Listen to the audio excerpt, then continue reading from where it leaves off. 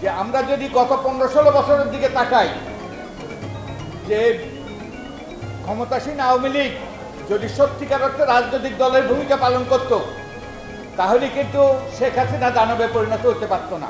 আমরা সবাই গ্রহণযোগ্য নির্বাচন চাই এবং আমরা ক্ষমতার দাপটমুক্ত গ্রহণযোগ্য নির্বাচন চাই, তাই তো? এখন ক্ষমতার দাপটটা কোত্থেকে আসে? ক্ষমতার দাপট অনেকেই দেখায়। সবচেয়ে বড় ক্ষমতার দাপট দেখায় সরকার, কারণ সরকারের হাতেই সকল নিপীড়নমূলক যন্ত্রগুলো আছে। আইনশৃঙ্খলা রক্ষাকারী বাহিনী, প্রশাসন, তারা ক্ষমতার দাপট দেখায়। ক্ষমতার দাপট দেখিয়ে নির্বাচন থেকে অগ্রহণযোগ্য করতে পারে। একই সাথে আরও শক্তি আছে। রাজনৈতিক দল একটা বড় শক্তি, যেটা ক্ষমতার দাপট দেখাতে পারে। বিশেষত যারা ক্ষমতাসীন, তারা ক্ষমতার দাপট দেখায়।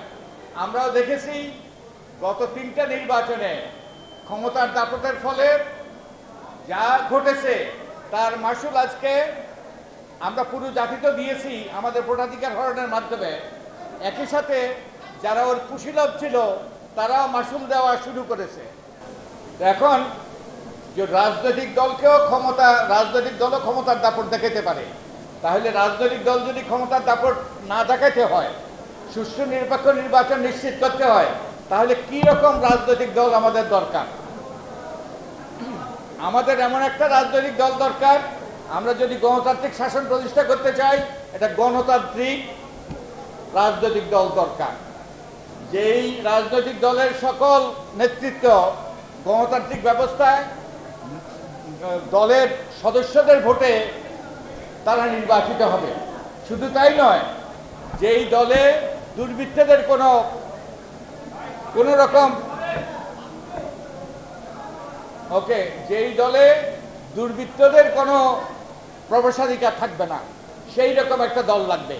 শুধু তাই নয়, যেই দলের মধ্যে যেই দলের আর্থিক স্বচ্ছতা থাকবে, যেই দল যে অর্থকড়ি পায় সেই অর্থকড়ি যেন ব্যাংকিং চ্যানেলের মাধ্যমে আসে এবং সেটা ব্যাংকিং চ্যানেলের মাধ্যমে ব্যয় হয়, এবং অর্থকড়ির যে হিসাব, সেই হিসাবটা অডিটেড করা হিসাব জনসমক্ষে প্রকাশ করা হয়, নির্বাচন কমিশনে দেওয়া হয়, নির্বাচন কমিশনও সেটা যাচাই বাছাই করে। এবং সেই রকম দল, যেই দলের যে মনোনয়ন, যে তাদের নির্বাচনী এলাকার মনোনয়ন দলের নেতাকর্মীরা ঠিক করবে, দলের নেতাকর্মীরা প্যানেল তৈরি করবে এবং সেই প্যানেলের ভিত্তিতে সেই কেন্দ্রীয় মনোনয়ন বোর্ড মনোনয়ন দেবে। তো এগুলো কি দরকার? কি মনে করেন আপনারা? এগুলো কি দরকার কিনা? আপনারা একমত কিনা? একমত কিনা দেখি? একমত? ওকে, একমত। তো আমি আশা করি নাগরিক ঐক্য, বাই দ্য ওয়ে, আমরা নির্বাচন ব্যবস্থা সংস্কার কমিশনের পক্ষ থেকে দলের নিবন্ধনের শর্ত হিসাবে এই সকল জিনিসগুলো বাধ্যতামূলক করেছি। দলের মধ্যে গণতন্ত্র চর্চা, দুর্বৃত্তমুক্ত রাজনৈতিক দল এবং একই সাথে আর্থিক স্বচ্ছতা এবং তাদের নেতাকর্মীদের সাথে নেতাকর্মীদের কাছে দায়বদ্ধতা, সেটা আমরা নিশ্চিত করেছি।